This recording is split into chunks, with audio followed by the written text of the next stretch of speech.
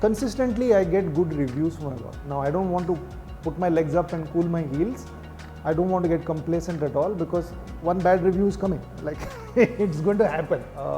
For me to not focus on the results is great. It's great for my mental health also, because it's really stressful, because you have no control over what people are going to think.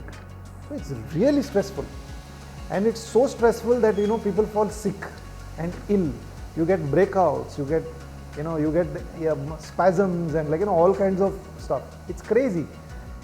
I think initially I was self-conscious, and I was scared that of the reaction that I would get, or maybe they be like, I don't know, not happy that I asked for something, or maybe there's a sense of rejection if somebody is like, no, you don't want to be rejected. So there was this fear of rejection also. I don't have that. I don't think it's there anymore, but I also don't feel it necessary to sort of be that, seeking out. At the point that Mr. Amir Khan is, he can take such risks. He's had a long and very illustrious career, and he's transitioned from being a chocolatey romantic hero into like a method actor. He's created that image for himself, and he's had a glorious run at the box office. He's already a legend. So one Thugs of Hindustan and one Lal Singh Chadda is not going to destroy his legacy as such.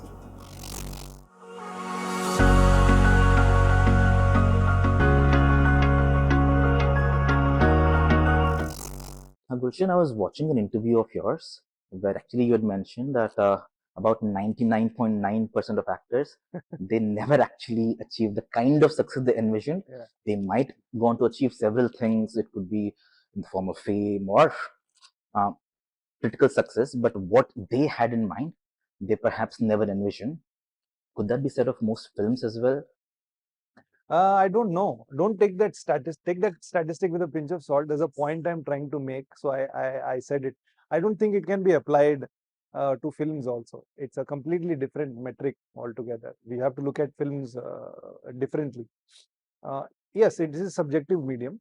So many times we think that audiences will like it, and audiences sometimes don't like it at all, or they're like, it's okay, it's a one-time watch. And it also happens sometimes that you think that the audience is going to hate it, and it becomes like a blockbuster. So it is, to some extent you can predict some trends. To some extent, I'm saying, if there is a trend, like there was a time when then gangster films were there, or now there is a trend online that crime thrillers seem to be doing better. Yeah. So, but these give you some indication as to what you can expect, but they're not foolproof. Of course. So the reason why I asked that was because films often have a destiny, a journey of their own, and perhaps films that might never envision the kind of success they would eventually receive. You can take several examples. And Andhadhun, nobody would thought would do as much business as it did in China as it eventually did. So there are several examples like this. But when one Hindi medium. Hindi medium, yes, yes, Great example of a film absolutely. that was. So even more recently, 12th Fail, of course, it was meant to be a big film, but nobody quite thought the kind of a snowball appreciation it eventually got. So why I asked that was because when a film is being mounted, there are, of course, the filmmaker would have a certain expectation, and the actors would have certain expectations, both for the film and for what the film could do to them, right? So now, where does that coincide with what actually what ends up happening, and B, will you take whatever comes out of it? Will an actor take whatever comes out of it, or do you just hop on the ride? I'll just restrict this to my perspective on this, because I don't know what other people's perspectives are. To some extent, I think people are quite hopeful, but at the same time, they may be aware consciously also of some of the shortcomings they may have had. So my focus is always that, I don't want to be hopeful. I want to focus on what I'm doing and do my best. And can it be better? Yeah, of course it can be better. In hindsight, or while you're shooting, I also feel that I could have prepared better for this particular scene, or some aspect of the character or something like that. So that happens. So you are aware of your shortcomings. I don't want to focus on the result, which here being a subjective opinion of the audience. Whether they like it or not is another matter altogether. The less I think about it, the more free and liberated I feel to do my work. And this really works for me. One, also, it's healthy for me because I'm not under undue stress. I don't have the stress that this has to be successful or anything like that. For other people, it could be different because they are different lives, at what point they are at their careers, what they want out of every project. All of those things also like really matter. So I feel this is a good perspective to have, to focus and try to do your best with whatever you're doing. Like if you're in the costume department, or if you're in the camera department, direction department, if you're the director, just try and do your best, because you can't really predict what the audience will think of it. But if you do your best, then it's worth something. Like it may not be enormously successful, but at least people may say that uh, that so and so did a good job. Now I'll take myself as an example. Consistently, I get good reviews for my work. Now I don't want to put my legs up and cool my heels. I don't want to get complacent at all, because one bad review is coming. Like it's going to happen. I'm not so sure about that. Yeah, me neither. But then that's also because of my approach. Because I tend to do things that I'm genuinely interested in, and I am fairly experienced now with the craft and skill set. I'm intelligent in the way I do pre-production and I approach it. So, and I focus mainly on the work. I don't think about like what the audiences will think of this, whether they like my performance, whether this will be a hit. And sometimes people say, "ये film देखने के बाद आप देखना आपके career के साथ होगा." I don't want to think about any of these things at all. So this helps me focus on my work. So if I'm getting good reviews for my work, I feel this is the only reason why. Not because I'm some exceptionally talented actor or I have a skill set that's like quite refined. And I think, yeah, those may be some factors. But my focus, I feel, is always on trying to do the best, trying to give my best. This is my job. Let me try and do the best. Absolutely. Now, just to build on a couple of things you mentioned there. Now, if you mentioned about focusing on the process or on the actual art and not the result Yeah. necessarily. Now, this is something a lot of people say, and it's something a lot of people would really try to imbibe. But how hard is it to actually live this? Because ultimately, everything is based on the result, right? So, I mean, just to digress a little bit, this is something sportsmen say all the time. We focus on the process and the results will take care of itself. But if there are 10 results that don't go a certain way, nobody's asking about them. This is only something people can feel very comfortable saying when they're on the good side of the result. So how hard is it, or Not how easy really. is it? It's hard. It's hard. It's not easy at all, because we are human beings and then we are emotional creatures also. So sometimes our emotions get in the way of things. Like everything, you have to practice. You have to consciously practice. You have to be deliberate with it for it to become second nature, like anything. Like, if a child learning how to walk, or you've had surgery and then you've lost your ability to walk and you have to learn how to walk again or use some functions that we take for granted again. Uh, you have to be deliberate. I'm saying this because I had a major knee surgery like many years ago. So I had to learn, literally, it was like learning how to walk again. So, and you have to be deliberate with that. And then it gets easier. And then you don't have to think about it. So then it gets to that level where Sachin Tendulkar doesn't have to think what shot he's going to play, because it had years and years of deliberate practice. It just comes because you really don't have time to think. So to get to that level, you have to get deliberate practice. Even with discipline or perspectives or trying to control your emotions or something, you have to be deliberate in the beginning.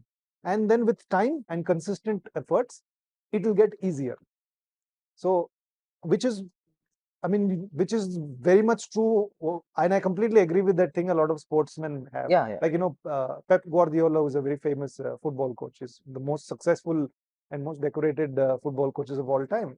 So he said that the focus on the process, the results will come, and the results came. Usually, it came. Like there are some other people who give so much importance on winning, they end up playing very unattractive football.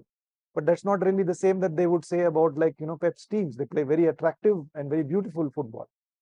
Just to extend this a little longer, I mean, theoretically, there could be two teams who are both focusing on the process, but one team is on the right side of the result And if the other team, after 3 or 4 results that have not gone the right way, but that's how much conviction you have. Na? You have to have conviction. You cannot not. So what happens is your conviction is tested when you say, okay, focus on the process, and you're doing it blindly, and then 4-5 years down the line, you still haven't had any kind of success or anything results to show for. Then there must be something wrong that you're doing in the process. So you must be intelligent to make those changes also. And you have to have conviction. You have to have the right kind of conviction and the necessary intelligence to not be headstrong about that conviction and say that, okay, this something I'm doing wrong, I have to make those changes. You have to learn. If we don't have these abilities, then obviously the results won't come. Yeah, but if you have those things, then the results will come. I'm just saying that results are important. I'm not saying they're not important, but I feel that for me now, I'm not going to tell people that this is the way to go or something like that. People should feel free to sort of think about what a lot of different approaches are there, and then decide what is best for them. For me to not focus on the results is great. It's great for my mental health also, because it's really stressful, because you have no control over what people are going to think. So it's really stressful, and it's so stressful that people fall sick and ill. You get breakouts, you get spasms and all kinds of stuff. It's crazy. So the way I have learned to protect myself is that it's just to focus on the process, because I can control that, because I can learn there, I can make changes, and I can put in consistent effort, and I can have conviction, because it's up to me. I have a lot of control over it. What I have no control over, I'm not going to worry about it too much. To close the loop on, say, sports and films, and to focus only on, say, cinema. Now, in cinema, the result is not just one thing, right? It's a result could be the box office collection. It could be how well the film is done, how good the film is, how good the performance is, what doors this could open going forward, um, what legacy could this build in the longer run. So now,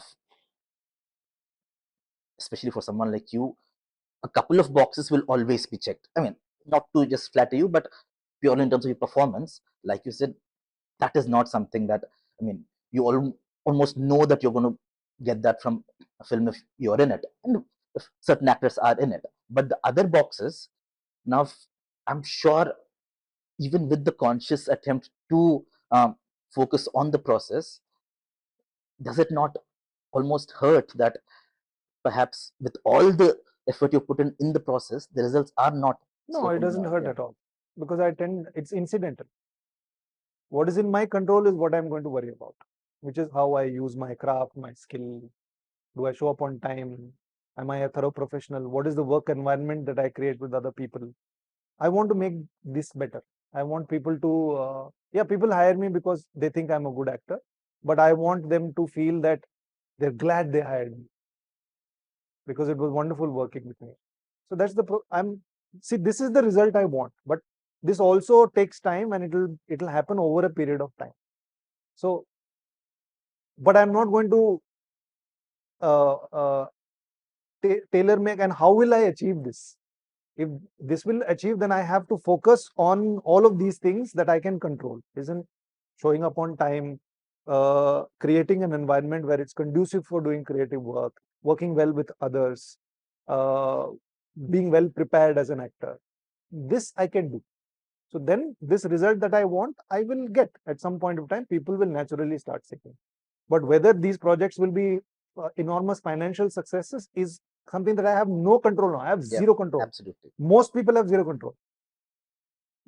To some extent, like I said, there are some trends wo trend mein nikal jayega, and then there are some ways to sort of minimize your losses in business. And there are variety of ways one can monetize an IP. So, producers and people who invest money, they think of other ways to sort of cut their losses. But can anybody be absolutely certain? No. So I'm not going to focus on that. These are incidental. When it will happen, I will embrace it. That kind of success, I will embrace it, because it is empowering. And then what will I do with that empowerment is another journey altogether. Exactly, because a good result will give you that much more power to do more things, do better things, do things you want, choose the kind of films you want. I don't want the ability to choose or like, do what I want or something like that, because I'm already doing that. I'm doing what I want. I'm not doing anything that I don't want to do. Whether people, the projects are working or not working, that's immaterial. But I have always had genuine interest in everything that I've done, not one project. Yeah, some while shooting, you figure out that this is not going to go the way that you had thought. It happens. But I'm still I want to be a thorough professional, so you follow through and you do the best that you can, because that's exactly what I can control. I can't control anything else. Like if we are doing a scene, I can't control how you're going to perform. I can give you some tips, Yeah, perhaps at best, or I can give you some energy yeah, and like come on, we can do this. You can do this. I can make you relax or something like that. But I can't put strings on you and do that. I can't. You're not a puppet. So I'm not going to like even try doing that. So these are things that I don't want to worry about. But that empowerment, I'm interested in what I will do with that empowerment. That needn't necessarily be that stuff. For some people, it is. They want to do a certain kind of project, so maybe that's their empowerment. I really don't know what I want to do. I'm like, okay, can I push something? Can I push some boundaries with this? What is this empowerment? Let me first feel it. Na? Let me first like, this is my empowerment. I'm quite empowered already, but not the kind of empowerment where I feel that now this is something new. This is something new. yeah. I have not seen that happening. So maybe box office glory will bring me some kind of empowerment that will, okay, what can I do with this empowerment now? I don't know. I don't know. But at that point of time, that's what I will probably be interested in thinking. Like, okay, I feel quite empowered, which means that, I have some access now, but what can I do with this? What new can I do? I have no idea. So that's what I'll be interested in if I ever, that kind of, if I get box office glory, Yeah.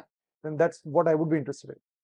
So we spoke a lot about focusing on the process, but also, I mean, what is your process? I mean, do you have a method? What would it be tailored to a film, or would it be tailored on how you'd work with a specific director? Some things are tailored to a film. I think it always starts with trying to understand the sensibility of the filmmaker. What is their sensibility? How are they telling this story? How do they see, visualize? So if you're familiar, if they're a well-known filmmaker, if you have access to their work, then it gives you some ideas to how they tell the story. Or you spend as much time as you can with them, talking about the film, talking about the scenes, about the various characters and how they're going to shoot it, and all of those things. Sometimes I'll ask specific questions as to how will you, what is the coverage going to be there for a scene? How will you block and things like that. You get some insights as to how they're going to do it, whether it's practical, whether it's aesthetic, where a shot is not just a shot for coverage, but the framing means something. So you learn all of those things, and so as much information as possible, so that I know that how my craft can serve that sensibility. Otherwise, I'll be doing something else. They'll do something else. I can't do Anurag Kashyap style of acting in Sanjay Leela Bhansali film. Yes, I have to serve that sensibility. I can't. that girl in Lobos was shot in 13 days. Perhaps a song would be shot in 13 days in a Yeah, Bansali yeah. film. 12 to Yeah, 14 days was like in my experience yeah. is what. So Yeah. So it's a completely different style of working. It's a completely different aesthetic altogether. So you as an actor have to serve that sensibility very differently. Your skill set. You have to tailor your craft and your skill sets to be able to suit that. So that is very important. After which, I think a lot of my work over the years I've learned. I don't have formal education in acting, but I've learned by watching people, by experience, by reading books and doing theater and talking to people, and I, that's how I learned. So I've left out everything that I feel is not fun, and it's mostly use of imagination.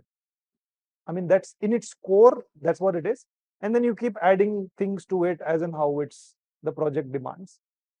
So this is my in process in general. Some processes need more time. Some processes like sometimes you don't have time, so then you try and see like, okay, what best can I do in this time? How can I get ready for a film? But pre-production is very important. Is the most important phase. now, say in a film, the process of, say, a writer versus an actor. So now, perhaps until the final stage for a writer, when he is now dealing with the director or the producer or the studio, and then there is some intervention.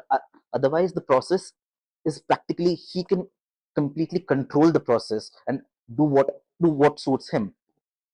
A writer, A writer. but that is not something, that's not a luxury an actor would have, right? So your process is also constrained by what circumstances you have, right? So I mean, I've never felt that. I mean, constraints sometimes when you have like, constrained is perhaps a slightly negative word, but um, it's informed by the director. it's informed by the director, the story, and the sensibility of the director. I have to be informed. If I don't inform myself properly, then I can't. My process will probably take me in a different direction. So then that there will be clash of ideas, and see, to some amount of friction is always good.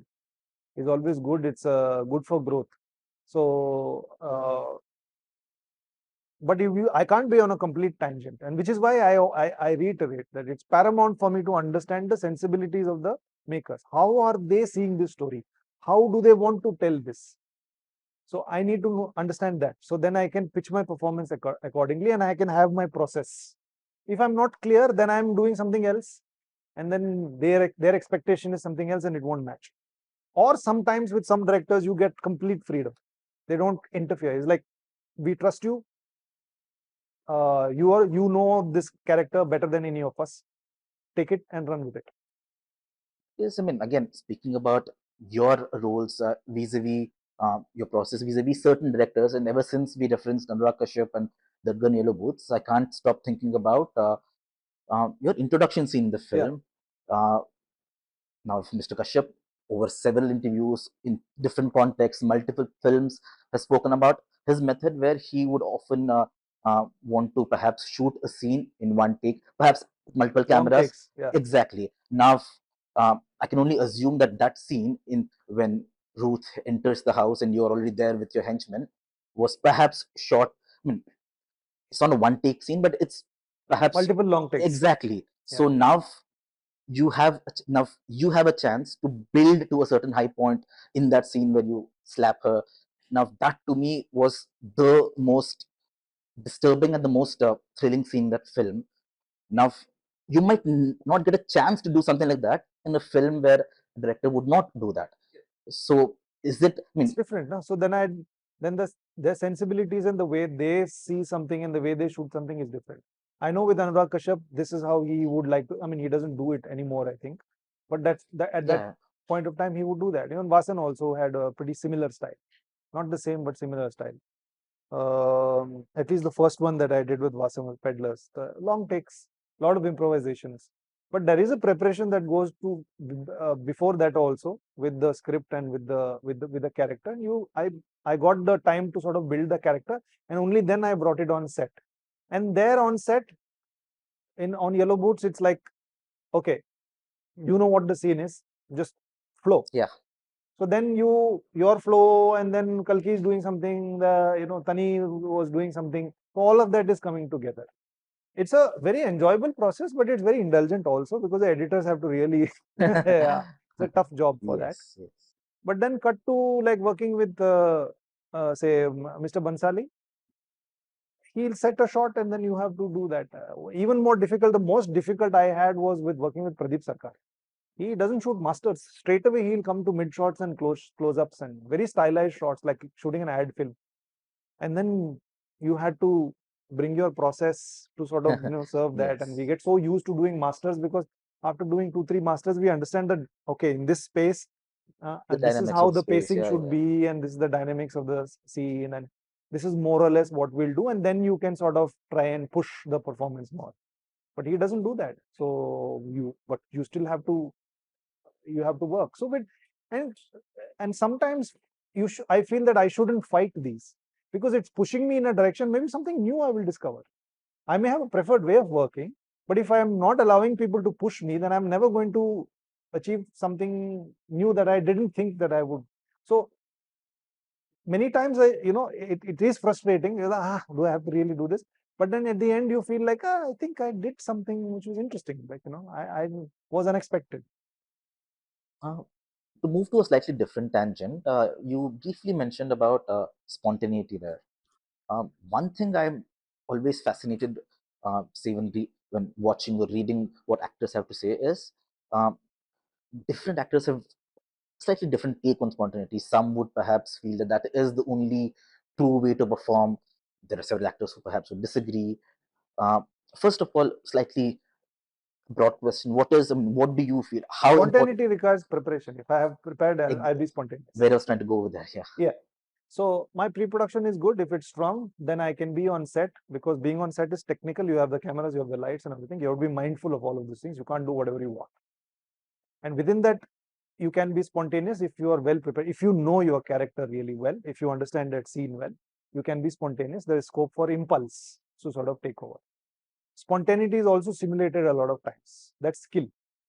Like, you do the same thing over and over again in a play or in a like multiple takes, you're doing the same thing. Some people are just, they have the necessary skill set to make it look spontaneous, but they'll probably be doing the same thing. I admire such skill sets. I want to be something like that. Some people admire people doing different things in different takes, which is can be a lot of fun. You have more options. But if somebody does the same thing over and over again and they convince me every time that the illusion is intact and it is spontaneous, then I will prostrate myself in front of them, because that's some serious skill over there. That's some serious skill. Like, I know what to expect, but still you're making it seem spontaneous. You're doing the same thing, but I'm buying it every time. That's some serious skill. So that is like really high quality, high level acting is something that I really aim for. Do you have someone in mind who? A lot of people, not really. I mean, in my experience, I've worked with a lot of people. I have not really seen that, but it's very possible that a lot of actors have that. But I wouldn't know. But it's something that I imagine, like, I imagine like what would be like a really high level of skill. Then I would feel like, okay, if I can do that, if I can do the same thing over and over again, and yet convince people who've seen this also multiple times that it's spontaneous every time, then like that's a pretty great high level of skill that I have. I don't, but I try to do that. So that preparation is very important, and composure I feel is the most important thing. And I'm very specific with the use of the word composure. When you're composed, like for example in an argument, uh, if somebody is composed, like say a politician, or like if you're being grilled by a set of people in a boardroom or something like that, if you're composed, you're calm as well as focused. So which means that external stimuli is not throwing you off, it's not increasing your heart rate, so you're calm and you're focused enough to understand what is going on and then what should be your response. So I feel for a good performance, this is very important for me to be composed, because it's a very chaotic environment. So that chaotic environment is not throwing me off, it's not distracting me, like people moving in my eye line or some noise or here. So I'm calm, but also I'm focused, because there are specific marks that I have to hit, and there is a certain performance that I have to deliver. There are certain cues I have to remember to respond to and do all of that. And beyond that, there is a sense of spontaneity. Either I'm simulating or allowing my impulse also to sort of contribute creatively. So I feel that's when I can enjoy performing in a scene the most. So composure is also very key to be able to be spontaneous. If you're nervous, then your spontaneity is, or if you're affected by external stimuli, then you cannot be as spontaneous and impulsive as, irrespective, you might have prepared the shit out of that role or that script. But if external stimulus can throw you off, then your spontaneity is affected by that.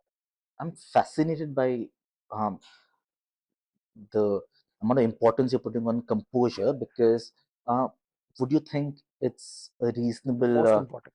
Yeah, and I mean, I'm trying to, because would you think it's a reasonable way to analyze or even understand your performances, where this composure, and with this composure comes an unpredictability? Because if Yeah. you have, I mean, two films, one of course the more Ulajh, and this is making me think about a film which perhaps might not rank. The film might not rank as one of your best. Commando 3. You play a terrorist. So now he is, that character is someone who speaks softly, speaks Yeah. very little, is very deliberate about what he's saying. He is very composed. Yeah. There are moments when he bursts out. Yeah. So is this something that you can also kind of, is it a, first of all, is it a fair reading to say that this stress and composure is something that comes out in your performance as well? No, composure is something that I have to have. Maybe some of the characters that I played may have had some composure, but that's the choice that I make for the character, for the illusion of creating that character. It's not my composure seeping into those things. That would be wrong. It has to be deliberate choices also that an actor makes for a certain character. So if Burak Ansari or like Devi Lal were composed in their respective characters, then those are character traits that that's a choice that I made in that particular scene in order to communicate a certain aspect of that character. Yeah. So it's So not your composure no, interfacing with the character. composure, like I'll give you a simpler example. Like people who are very well prepared for an exam, very well prepared. But if you lose your composure, you will forget everything that you're prepared. You're stressed. So when you're composed, you're relaxed. Also, you're focused. It means your brain is active. You're able to understand things around you. A lot of people, like a lot of fighters, martial artists, like people who compete in the UFC, boxing, this is very important for them. That when they're in the ring, they know they're going to get hit, but then if they want to be composed because it's also relaxation, which means your heart rate is in control, is low. You're not like tick, tick, tick, tick, tick, tick, like that, and you're focused on what you have to do. Gulshan, moving to a slightly different topic. One other thing you had mentioned in one of your previous interviews, I don't know if this is still true or what extent it is still true. You mentioned that you struggle to seek out filmmakers or producers Yeah, and ask for work. yeah. First of all, is that something you still I would? don't struggle. I think I can do it a lot better. It's just that I don't do it. I don't feel that I must do it. I occasionally do it. I hustle for something, but it's very rare. I think initially I was self-conscious, and I was scared that they will of the reaction that I would get, or maybe they won't. Maybe like I don't know, ups, not happy that I asked for something, or maybe there's a sense of rejection if somebody it's like no, no, no, you don't want to be rejected. So there was this fear of rejection also. I don't have that. I don't think it's there anymore. But I also don't feel it necessary to sort of be that, like, seeking out. Like once or twice I've asked some people. It hasn't materialized yet, but maybe it will. Once it did with a particular director, but then it was I didn't like the role that I saw. So I was like, I'm sorry, I'm gonna have to I'm gonna have to say no to this one. And On a slightly lighter note, could you actually do that? Could you actually seek out more roles? Because yeah, honestly, as a fan, there are several times where you think one I would should think do where I that? would think it. I hope you would have sought that role and you had got that role and you were in that role, because Nah. clearly, again, not to flatter you again, but you would have been so much No, no, better. you are flattering me. Thank you so much. But nah, man, I think, I mean, it may not be as fantastic as you think, imagine it. It's nice that you're saying this, but I don't think so. As also, there's only that much work one can do in a year. It's just like, see, if you feel that you enjoy my performances and if you think they're of good quality, it's also because there is enough time in between to prepare. When you do a lot of work, and I see this happening with a lot of actors also, their experience pulls through, but the work is not as exciting as what it was when it initially caught our imagination. Right? So, I mean, think about it, the viewers also. You may feel that certain actors, they're still good, but it's not really Joe. It made us jump out of their seats. That's not really happening. What could be the reason for that? It's also like, I'm not critiquing them. I'm just saying that when you do a lot of work, you have less time to sort of think about it, prepare for it, and all of those things. I don't know if I want to do that. I want to have, you know, enjoy these processes and have enough time for pre-production as possible. And then doing too much work is like I think that the quality may suffer. I think between too much and too little, perhaps, I mean, it's a because, notion I yeah. have. I'm not certain of it, but then Mhm. no, I'm not certain. Because also, ultimately,